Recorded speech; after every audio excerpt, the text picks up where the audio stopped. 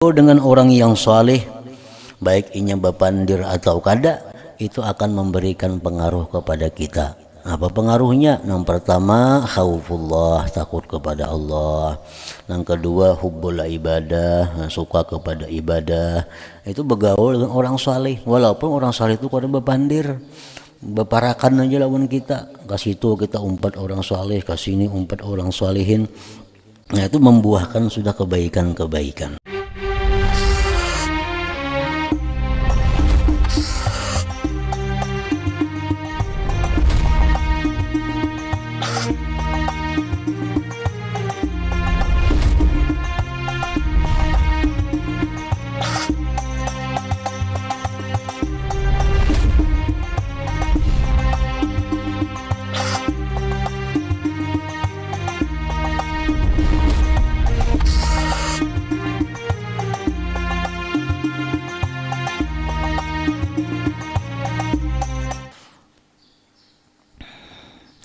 Wa fi qillatil akli aidan ma'unatun 'ala sahar, dan pada sedikit makan itu pula itu menolong, membantu atas bangun di tengah malam.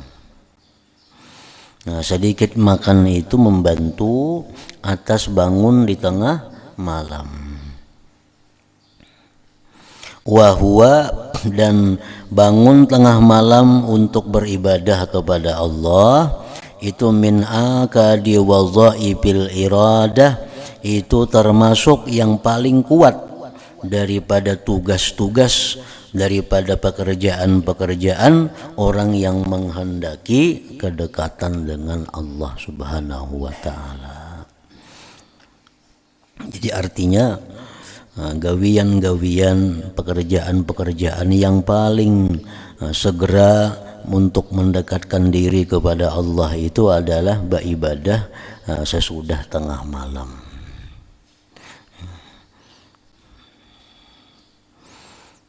Karena sesudah tengah malam itu Allah Subhanahu wa taala menawarkan apa? Menawarkan permintaan-permintaan. Allah Subhanahu wa taala di dalam banyak hadis disebutkan, bila mana sudah berlalu tengah malam itu Allah berseru, ainas sailun, mana orang yang minta. Ya Tuhan, mana orang yang minta? Is'alu, mintalah olehmu. Nah, sesudah tengah malam itu Allah berseru, ainal mustaghfirun. Ya Tuhan, mana orang-orang yang minta ampun? Istaghfiru, minta ampunlah kalian. Nah, jadi kalau tengah malam itu ada perbedaan dengan waktu lain. Tengah malam itu Allah yang menawarkan.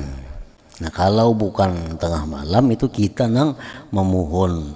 Nah, tentu lain antara Allah yang menawarkan dengan yang memohon.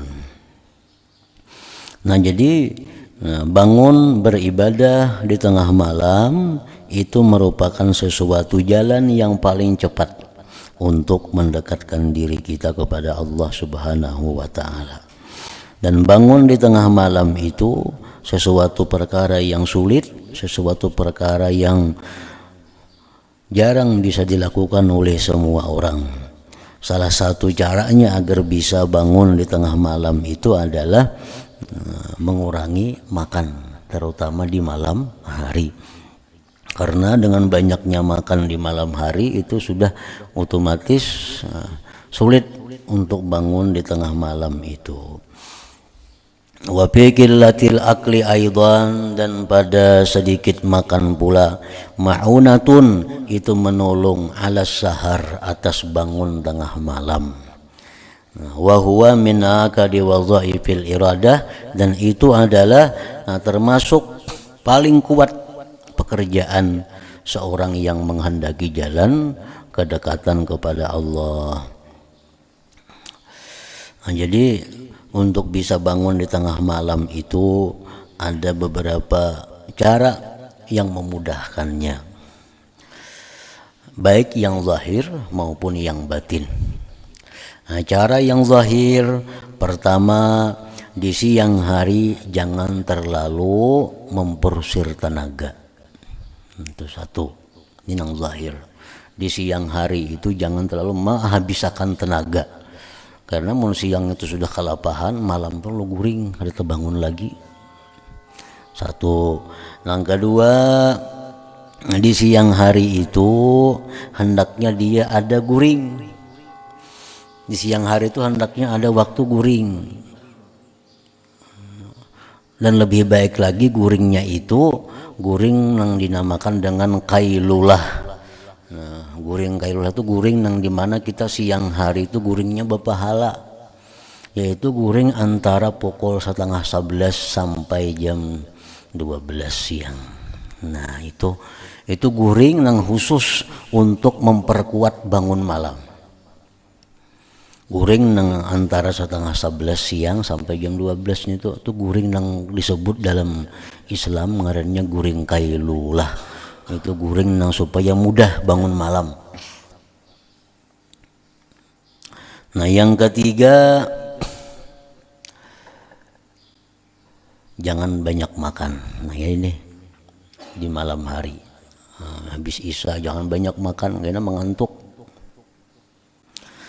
Yang keempat, supaya bisa bangun malam itu adalah di siang hari itu jangan melakukan perbuatan maksiat.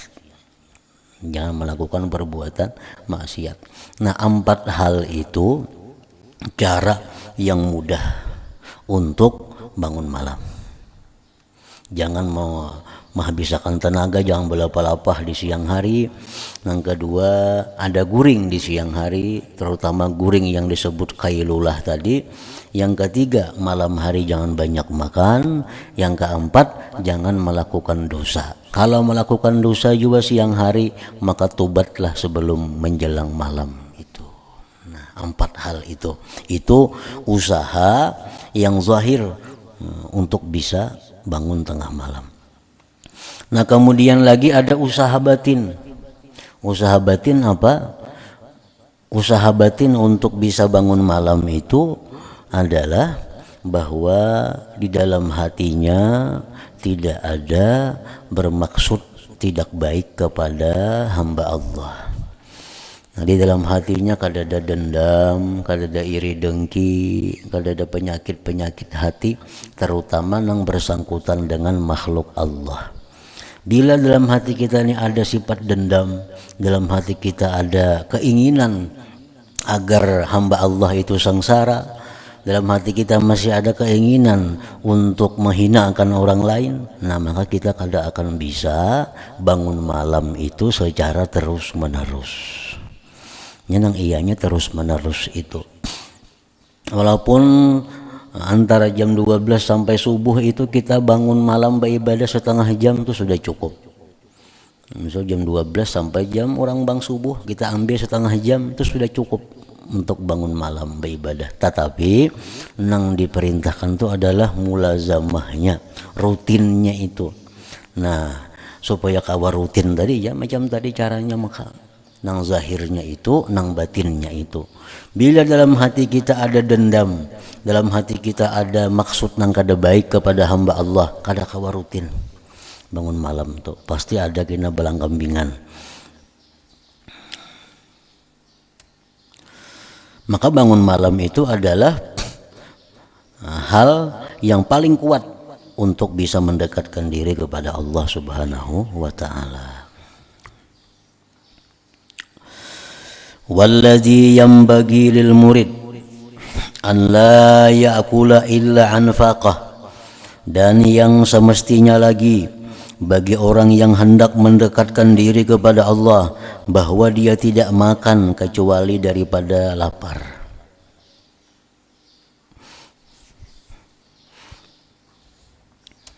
Wala yanama, dan dia tidak tidur illa an ghalabah kecuali daripada bersangatan. Wala yatakallama illa bihajah, dan dia tidak berbicara kecuali pada hajat. Wala yukhalita ahadan minal khalqi illa in kanat lahu bi mukhalatatihi faidatun, dan tidak bergaul akan seseorang daripada makhluk kecuali jika adalah itu baginya pada bergaul itu mendapatkan faidah, mendapatkan keuntungan.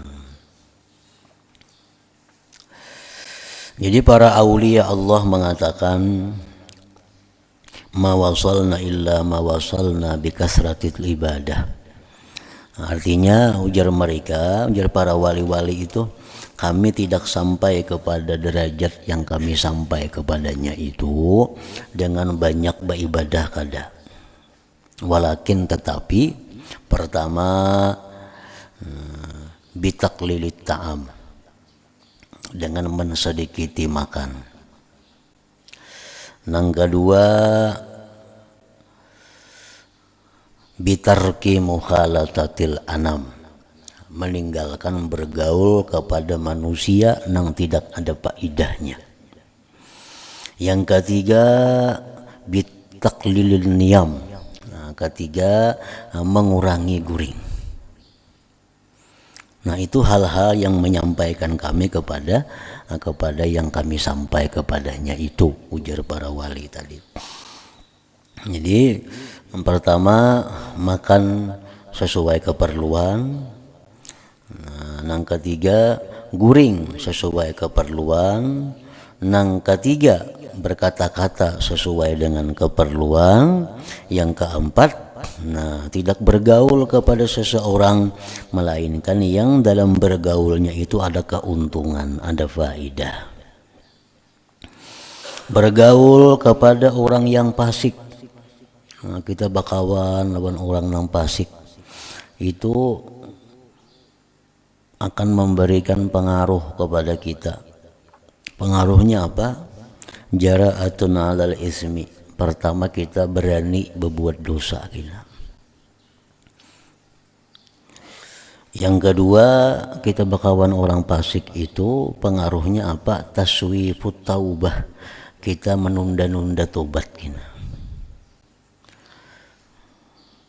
Jadi bakawan orang fasik ini walaupun kita kada bepandir, walaupun inya kada bepandir, tapi kita duduk berdampingan lawan inya pun sudah kita dapat mudaratnya itu. Jadi bakawan orang yang fasik nih, walaupun kita kada bepandir lawan inya kada mandiri kita, tapi kita duduk beparakan. Makan napas-napas nang keluar di mulutnya itu sudah mengajak demikian. Jadi napas-napas nang keluar di hidungnya, di mulutnya orang fasik itu sudah mengajak kita kepada satu berani berbuat maksiat. Yang kedua kita ketujuh menunda-nunda tobat tadi. Yang kedua menghindari bagaul dengan orang-orang yang kaya. Kenapa sebabnya? Karena bakawan dengan orang-orang kaya itu pertama menimbulkan dalam hati kita ini hubud dunia, mencintai dunia, satu. Yang kedua menimbulkan di dalam hati kita ini hirsun, ketamaan, tamak kaina. Yang ketiga menimbulkan dalam diri kita ada musyukri, kada mensyukuri apa nang ada. Kada mensyukuri jadinya. Kalau kita merasa bahwa nikmat Tuhan yang diberikan kepada kita ini sedikit, karena kekawalan kita ini sugi-sugi. Sedangkan hati kita kalau kau menyudahi itu. Hati kita melihat kekayaan orang itu kada kau ma'iyatibar, kada kau menjadikan pelajaran, lalu akibatnya menjangkit. Kalau hati kita ini sudah mapan, hati kita ini sudah kuat, itu bakawan siapa aja kada mempengaruhi lagi. Tapi kalau hati kita ini belum kuat, masih seorang murid lagi, masih orang yang hendak mendekatkan diri kepada Allah, itu bakawan lawan orang-orang cepat terpengaruh. Bakawan orang fasik terpengaruh kena wani berbuat dosa, menunda-nunda tobat. Bakawan lawan orang kaya, hatinya cepat terpengaruh, mencintai dunia, tamak, kada mensyukuri nikmat yang sudah ada diberi Tuhan kepadanya. Coba kawan kita orang fakir, orang miskin, kita merasa jadi sugih, kita merasa jadi banyak dapat nikmat. Nang kita kawanin rumah menyewa, kendaraan kada beisi, saraba sedikit. Dengan kita rumah ada, kendaraan ada, lalu asa banyak kita dapat nikmat dari Allah. Nah itu nang disuruh. Kita selalu merasa banyak dapat nikmat dari Allah, itu disuruh. Nah, bila kita bakawan orang yang banyak bisi harta, nah hati kita kada kuat, lalu kita merasa kita ini sedikit diberi Tuhan. Nah itu nang Tuhan kada katuju jadinya. Jadi wala yukhalitu ahadan, dan tidak bergaul kepada manusia illa in kanat lahu fi mukhalatatihi faidah, kecuali dalam bergaul itu ada faidah. Bergaul dengan orang yang saleh, baik inya bapandir atau kada, itu akan memberikan pengaruh kepada kita. Apa pengaruhnya? Yang pertama khaufullah, takut kepada Allah. Yang kedua hubbul ibadah, suka kepada ibadah. Itu bergaul dengan orang saleh, walaupun orang saleh itu kada bapandir, beparakan aja lawan kita. Kasih itu kita umpat orang saleh, kasih ini umpat orang salehin. Nah itu membuahkan sudah kebaikan-kebaikan. Jadi 4 macam yang perlu dilakukan oleh seorang yang murid tadi. 1, taklilut ta'am, mensedikiti makan. Yang kedua, taklilun niam, mensedikiti guring. Yang ketiga, taklilu mukhalatatil anam. Yang ketiga, mengurangi bergaul dengan manusia. Yang keempat, taklilul kalam, mengurangi berbicara. Yang kada manfaatnya. Waman aksaral akla, barang siapa yang banyak makan. Banyak makan. Kasa kalbu, akhirnya kini hatinya menjadi keras. Hatinya menjadi keras. Apalagi sudah keras hati berdahulu. Sudah keras hati bawaan dalam parut. Kanakan ini mereka kanakan sudah keras hati, sudah tua gancang pulang makan, bertambah keras hatinya. Orang nang baik nang lembut hatinya pun diberi makannya terus sehingga keras hatinya. Waman aksaral akla, barang siapa yang memperbanyak makan, kasa kalbuh, nah itu keras hatinya. 1. Yang kedua, wasakulat jawarihuhu anil ibadah, dan berat anggota-anggota tubuhnya daripada ibadah. Nah, orang yang banyak makan itu. Wa kasratul akli, dan banyak makan itu juga tad'u, membawa ila kasratin naum wal kalam. Nah, banyak makan itu juga membawa kepada banyak guring dan banyak bicara. Jadi dimakan ini sumbernya. Kalau makan itu bagus, makan kita sesuai aturan agama, otomatis guring jadi umpat menggiring. Nah, bepandir pun umpat menggiring. Kita tuh belum puasa, kan lapar parut, belum puasa itu bepandir aja kulir. Bepandir kulir, parut lapar. Nah, jadi orang yang pamandir itu mengobatinya mengurangi makan. Wa kasratul akli, banyak makan itu tada'u, membawa ilal kasratin naum, kepada banyak guring wal kalam. Maka bila banyak guring lalu banyak umur nang terbuang-buang, kada bermanfaat. Banyak bicara, banyak salahnya. Man kasura kalamuhu kasura khata'uhu. Siapa yang banyak bicara, jar Nabi, banyak salah. Waman kasura khata'uhu, siapa yang banyak salah, kasurat zunubuhu, banyak kena dosanya. Nah, waman kasurat zunubuhu, siapa yang banyak dosanya, pannaru aula bihi, maka nerakalah yang berhak dengannya. Wal muridu, dan seorang murid, orang yang hendak jadi kekasih Allah. Idza kasura naumuhu, jika banyak guring, wa kalamuhu, banyak bepandir, syarat iradatuhu suratan la hakikatalaha. Nah, jadilah kehendaknya dicintai Allah tadi rupa aja kada sebujuran baginya. Orang tuh hendak jarnya aku ini dikasihi Allah, hendak dicintai Allah, hendak dekat lawan Allah. tapi guring orangnya banyak, makan banyak, bepandir banyak. Nah itu hanya rupanya aja, kalau sebujurannya hendak menjadi kekasih Allah Subhanahu wa taala. Wafil hadis tersebut, dalam hadis, ma mala abnu adam wi'aan syarran min batnih, nah, tidaklah memenuhi manusia akan satu wadah yang lebih jahat daripada perutnya. Hasbubni adam lo qaymatun yukimna sulbah, cukuplah bagi manusia itu beberapa suap yang bisa menegakkan sulbinya. Fa in kana la mahalata, jika tidak boleh tidak makan tadi lebih dari beberapa suap, fasulusun li ta'amihi, maka sepertiga perut untuk makanan, wasulusun li syarabihi, sepertiga perut untuk minuman, wasulusun li nafasihi, sepertiga perut untuk pernapasannya, untuk udaranya. Nah, paslun ay hadza paslun. Ila hadratin Nabi sallallahu alaihi wasallam al-Fatihah. A'udzubillahi minasyaitonir rajim. Bismillahirrahmanirrahim. Iyyaka na'budu wa iyyaka nasta'in. Ihdinas siratal mustaqim.